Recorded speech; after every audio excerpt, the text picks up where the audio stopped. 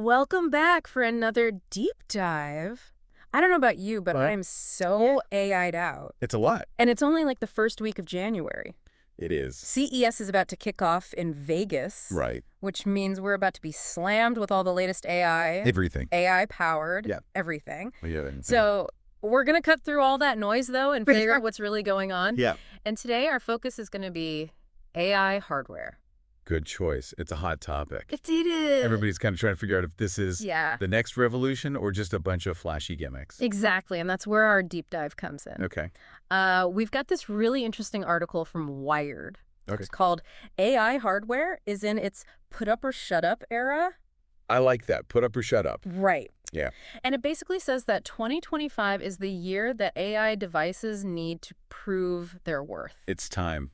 It's time. No more buzzwords. No more buzzwords, no more empty promises. It's time for... Tangible benefits. Yeah, tangible benefits. I think we saw a lot of stuff come out last year. I know. You remember? A lot of devices. Like the Humane AI pin, Yeah. the Rabbit R1, Yeah. even that friend necklace. Oh, yeah, I remember that one. That was all over social media for about 5 minutes. Was it? Did anyone actually buy that? I don't know. What did it even do? Yeah, nobody knows. Seems to be the big question. I think that's a lot of the questions with these devices. Yeah. You know what I mean? Yeah. Well, Like- is it even do? Yeah, what is it even? And the article makes a really good point about this. Okay. You got these big players like OpenAI, Right. your Googles. Mm-hmm. They've kind of already won The AI game. when it comes to software. Yeah. They've got these insanely powerful language models Right. that are light years ahead of So that anyone else can develop. most startups can develop. Yeah. So these smaller companies are trying to find a way to compete, Mm. and they're betting on hardware. Right. But is that enough? I don't know. That's a good question. Well, the article basically says no. Oh, okay. It even has this great analogy. Okay. It says that AI is becoming like vanilla extract. Mm-hmm. It's expected, it's everywhere, Mm-hmm. but it doesn't automatically make your dish amazing. It doesn't. You know what I mean? No, that's a perfect analogy because Yeah. if everybody has AI, it's not really a unique selling point anymore. Shot is selling. You know? Right. And so this is where that put up or shut up comes in. Yeah. Your hardware needs to offer something more, Mm-hmm. something that actually solves a problem for users. So what are some examples of hardware that's actually doing that? Well, the article actually mentions the Ray-Ban Meta smart glasses as a success story. What do you think? The Ray-Bans. I think they're interesting because they aren't just about the AI. Okay. You know what I mean? Mm. They have a whole suite of features. You can take pictures with them. Right. You can listen to music. Right. Get directions. Mm. The AI is just one piece. One piece of the puzzle. Yeah, and I think that's key. Okay. People aren't going to buy something just because it has AI in it. Right. They need a reason beyond that. So multifunctionality is important. I think so. But what about companies that are specifically focused on just AI-powered devices? Yeah. Can they compete with these giants like Meta who just have unlimited resources? A tough question. Yeah. I mean, it's an uphill battle for sure for smaller companies. Yeah. But the article does point to a few potential strategies. Okay. You know, one is focusing on niche markets. Okay. Instead of trying to build the one-size-fits-all AI assistant, you could create a device that's specifically tailored to a specific group of people. Right, like musicians or artists Exactly. or extreme knitters. Extreme knitters. There you go. Like an AI-powered knitting needle Oh, wow. that analyzes your tension and suggests patterns That'd be cool. based on your skill level. Yeah. Now that I would buy... Find your tribe. Right, find your tribe. Yeah. Okay, so niche markets. Mm-hmm. Got it. Yeah. But what about all the concerns around data privacy? Oh, yeah, that's a big one. People are getting pretty wary of these companies like Meta who collect tons of user data. Right, right. Is that something that smaller companies can leverage? Absolutely. And the article highlights a couple of companies that are doing just that. Okay. Like there's this company called Even Realities. Okay. They make smart glasses Mm-hmm. that are focused on user control and data security. Okay. And then there's LookTech, AI, Mm. doing something similar with their AI-powered contact lenses. Whoa. AI contact lens. AI contact lenses. Straight out of sci-fi. Yeah, it really is. But it shows how fast this stuff is moving. It is. And, you know, I think there's a real opportunity for companies to differentiate themselves by prioritizing privacy, Yeah. data security. It seems like this put up or shut up era is really forcing everyone to get creative. Think beyond just slapping an AI sticker on everything. For sure.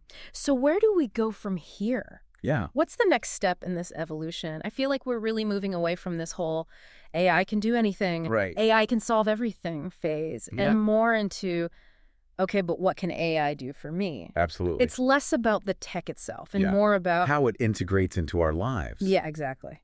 And, that really ties back to that wired piece. Mm-hmm. That core argument of like, it's not enough to just have the AI in there. Yeah. It has to actually provide a tangible benefit. It has to solve a problem or make something easier. Absolutely. Or enhance something Right. in a way that non-AI tech can't. Yes. Yeah. Yeah.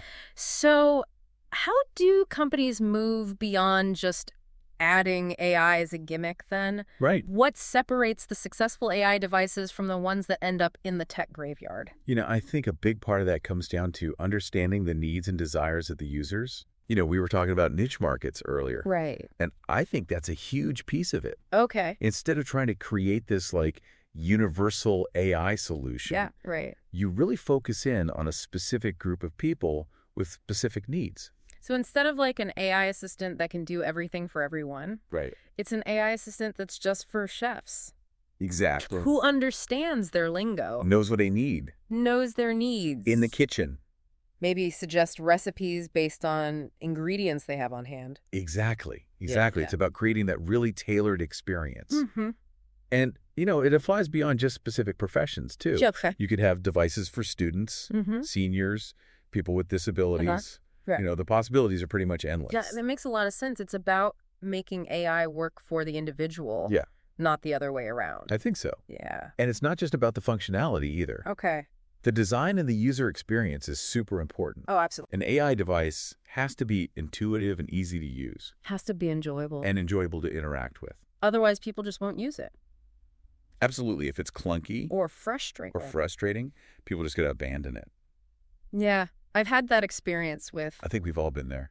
like so-called smart devices Yeah. that just isn't it? end up making things more complicated, Exactly. not less. And that's a lesson that these developers need to really take to heart. Right. They need to think about the entire user journey from the minute someone unboxes that thing Yeah, the whole experience. to the way they're interacting with it every day. Okay, so niche markets, Mm-hmm. user-centered design, Yep. key factors for success. I think so. But what about the role of software? Yeah. We talked earlier about how these big players like OpenAI have this huge advantage Mm-hmm. when it comes to AI software. Absolute. Does that mean the smaller companies are just out of luck?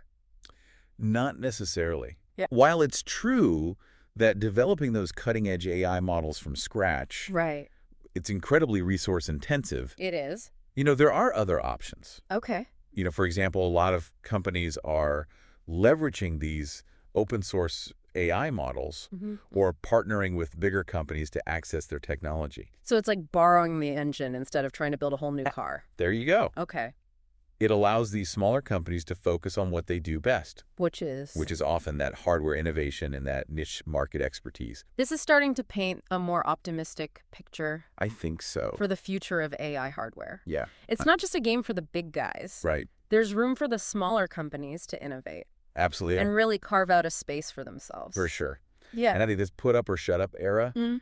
is actually going to be a good thing for the whole industry. Okay. It's going to force everyone to kind of raise their game Right. and focus on delivering real value to users. Yeah. You know? So if we're moving away from all this hype Mm-hmm. and focusing more on real world applications, Right. where do you see the biggest potential Ooh, that's a good question. for AI hardware? I think one area where we're going to see some really significant advancements is in healthcare. Oh, wow. I think we're already seeing AI-powered devices that can monitor vital signs, Uh-huh. detect those early warning signs of disease, Right. even assist with surgeries. Wow. This could really revolutionize the way we approach healthcare. It could. Yeah. And it's not just about reactive care either. Okay. AI hardware could play a huge role in preventative health, Preventative health. helping people stay healthy Stay healthy. and avoid getting sick in the first place. So, like, imagine AI-powered wearables Yes. that analyze your diet, Mm-hmm. your exercise habits, Your genetics even. your genetics to create a personalized wellness plan that could even alert you To potential risks. to risks before they become serious problems. Yes, exactly. Okay, so we're talking about That's the future. life-changing applications here. It is. Healthcare is just one example. Right. What are some other fields where you see AI hardware making an impact? You know, I think education is another one with just huge potential. Education, okay. Yeah, you can imagine these AI-powered tutors Mhm. that can tailor lessons to each student's individual learning style. Right. Give them real-time feedback. Mm-hmm. Identify areas where they need extra help. It could make learning so much more engaging That's right. and more effective for everyone. And, you know, it's not just about traditional education. Okay. AI hardware could revolutionize vocational training, too, Okay. providing personalized guidance and feedback Right. for people learning new skills Mm-hmm. or entering new careers. Okay, so healthcare, Mm-hmm. education. Yep. Two big ones. Two big ones. But I'm sure there are countless other applications we haven't even thought of. I have no doubt. It's a really exciting time to be following this technology. It is. It is. So where do we go from here? Yeah, good question. What are some of the challenges that AI hardware developers need to overcome? You know, one of the biggest challenges, in my opinion, Yeah. is going to be striking that right balance between functionality and user experience. Uh-huh. You know, as these devices become more and more complex, Yeah. it's going to be crucial to make sure that they're still user-friendly.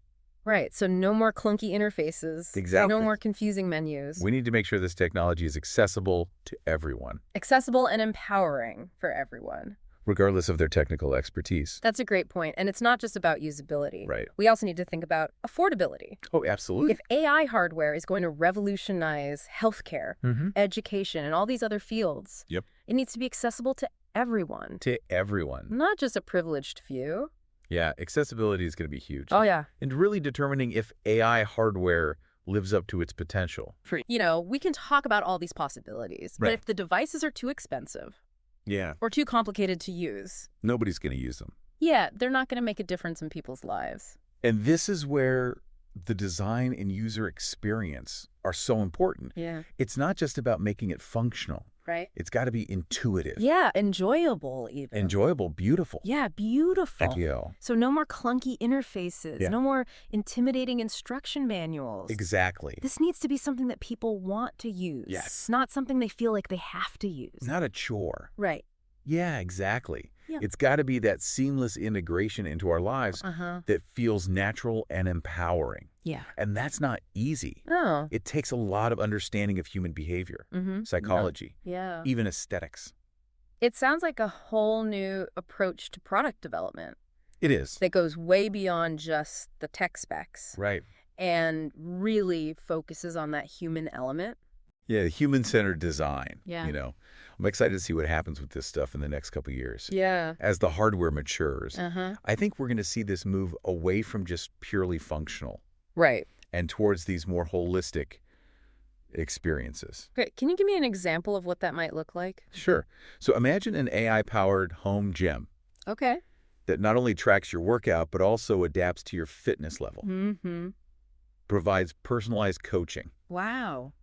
maybe even creates this like immersive environment that motivates you. That motivates you to work out harder. Yeah. Yeah. It's not about the data. Right. It's about the whole experience. Yeah, that sounds amazing. That's cool stuff. And it's a perfect example of how we can move beyond just like Right. utility. The utility, that emotional space. Yeah, the emotional engagement. Yeah. I think that's where the real power of this stuff is. Yeah. It can not only enhance our physical capability, Mm-hmm. but enrich our lives. Yeah. Emotionally, Make yeah. us feel more connected to ourselves and the world around us. I think so. I think that's a great point. Yeah. This has been a really incredible deep dive. It has. We've covered so much. much. From the challenges facing these startups Yeah. to the potential of this technology. Yeah. To revolutionize To everything. revolutionize healthcare, Right. education, All of it. every. So much potential. And I think we've come to a really interesting conclusion. We have. That the future of AI hardware isn't just about the tech itself. I agree. It's about the human experience. It really is all about the people Yeah. using it Yeah. and the experiences it creates. That is a great note to end on. It is. So as we head into this new era of AI hardware, Right? let's all try to remember Please? that it's not just about the devices. It's about the people. It's about the people Yeah. who use them Mm-hmm. and the experiences that they create. I love it. That's it for this week's Deep Dive. Thanks for joining us. Yeah, thanks for having me. It was great having you. Always fun. We'll be back next week with another fascinating topic. Can't wait. So be sure to tune in. See ya then. Until then, keep exploring, Keep diving. keep questioning, Keep learning. and keep pushing the boundaries of what's possible with technology.